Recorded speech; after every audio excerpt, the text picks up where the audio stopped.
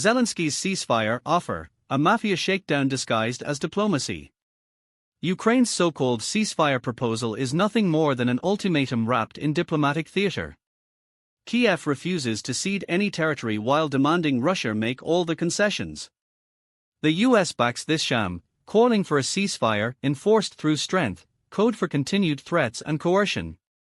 If Russia refuses, Washington vows more sanctions while flooding Ukraine with even more weapons.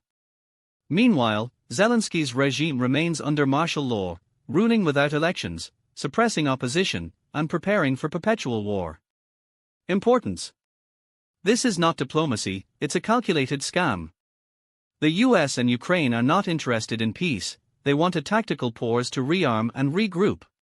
NATO, having failed to weaken Russia, now tries to salvage its credibility through staged peace talks. The real goal is to freeze the front lines while keeping Ukraine under Western control.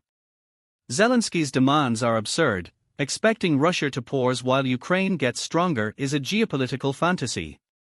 Impact: Russia is winning both on the battlefield and economically. With over 70,000 sanctions failing, Moscow has become the fourth largest economy in the world, while the West faces economic decline. If the Kremlin rejects this ceasefire, expect intensified Western hysteria, more arms shipments, and desperate economic warfare that will hurt Europe more than Russia. The real humiliation is coming, not for Moscow, but for those who thought they could dictate terms to a rising Eurasian superpower. Sources: reports from Russian MOD, economic data from the IMF, and Western admissions of Ukraine's failing war effort. Even the New York Times and the Washington Post acknowledge the struggle.